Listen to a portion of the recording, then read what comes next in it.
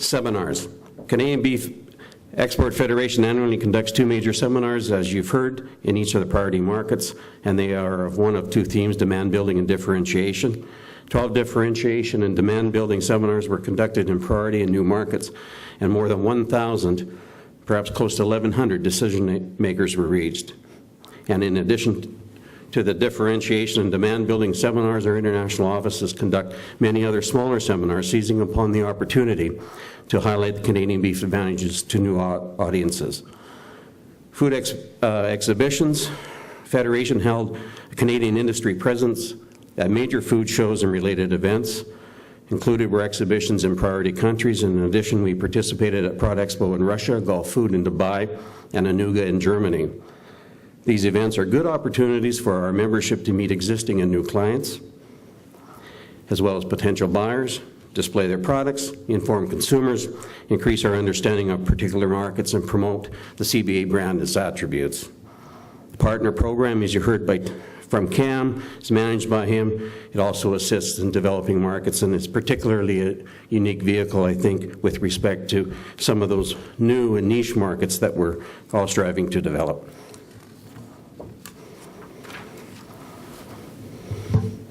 Finally caught up to my slides. Mexico, with a marketing message that the best beef is from Canada, Mauricio Ruiz and his staff in the period defined by January through June 2010, conducting their activities, have promoted increased sales of 34% increase year over year, and a value well in excess of $100 million. We know that the economic downturn in Mexico has perhaps affected this market more than any other, and promotional presence in that market and support is crucial to holding and maintaining and better preparing for better market conditions, the achievements that have been made. Mauricio tells me that we estimate that approximately 17.5% of the market share in Mexico of imported beef belongs to Canada, and I think this is probably an increase from 10% from a very few short years ago. As in all of our markets, and through our representation there, CBEF employs diverse strategies in Mexico involving promotional support, advertising, communications, and share of information, attention to service, frequent visits, innovation, and follow-up.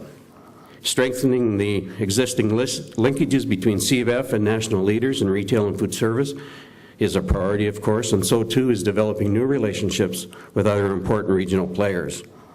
Initiatives featuring branded products will play an important part in future successes in Mexico, and Mauricio and his group conducted 36 SPR activities in the reporting period in collaboration with our major stakeholders.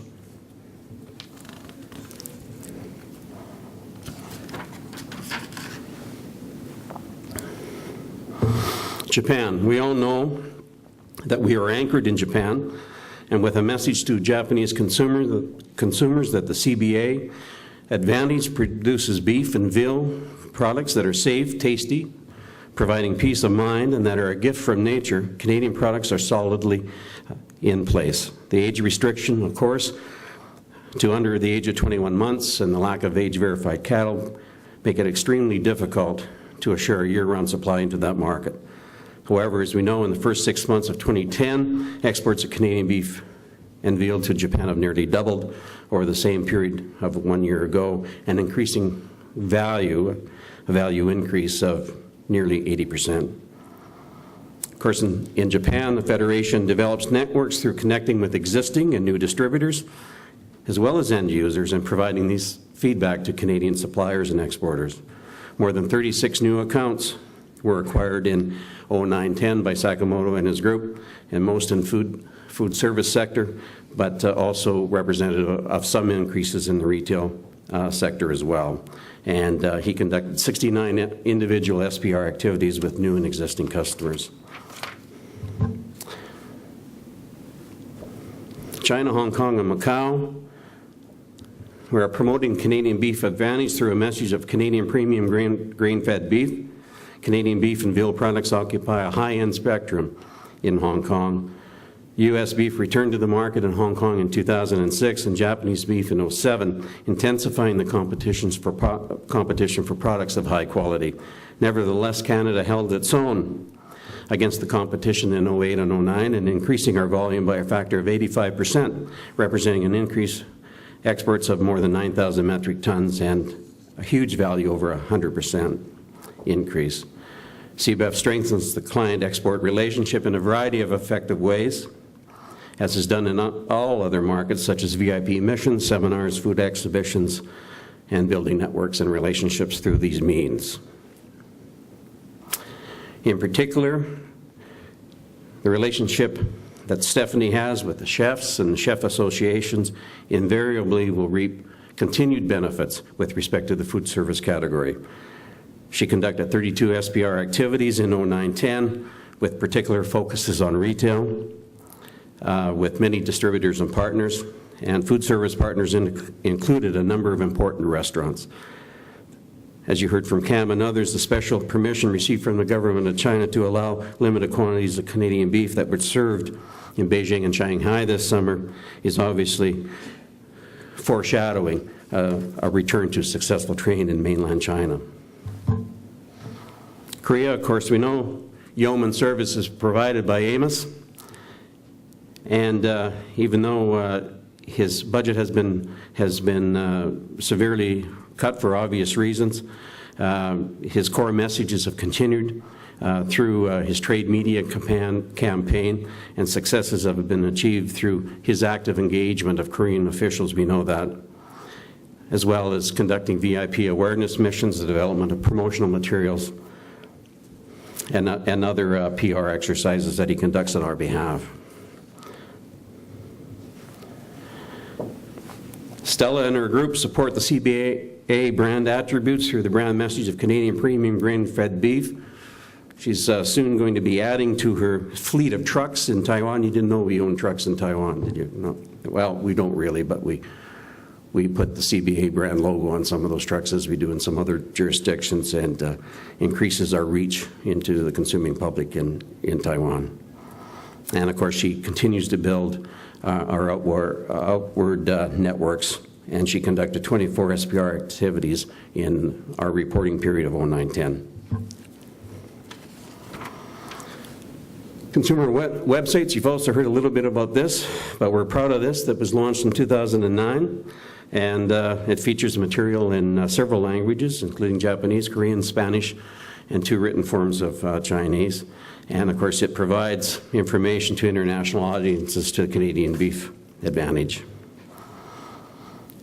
I've already mentioned a teaser about other markets and food shows, Prod Expo in Moscow, Gulf Food in Dubai, and Anuga in Germany.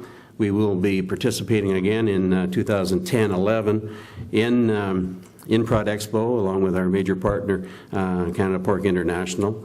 It looks as though we'll also be going back to Gulf Food in Dubai and replacing Anuga, which of course runs every other year, with CL next month. And I know Christophe mentioned CL a little bit ago. We'll be there next month, month of October, in Paris. Seminars were conducted in Russia, particularly Moscow and St. Petersburg in December 2009. That will continue in 2010. And of course, several reciprocal missions to and from the Russian market were conducted. It's also very important to draw attention to the fact that the Federation is supporting branded initiatives to existing priority markets, as well as many new markets, through our partner development program. CAM does an excellent job of ensuring that that's an active, subscribed a program with respect to Canada Beef Export Federation.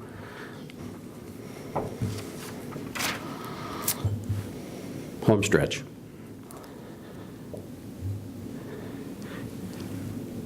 Ted has mentioned, and we heard from Rupert yesterday with respect to very detailed, broad in scope and drilled in detail with respect to the future for beef in the world, and the need for protein sources, a growing and more affluent international population that will nearly double in many years ahead, but certainly a 50% increase in the foreseeable future, and Gib, you and I might even see some of that.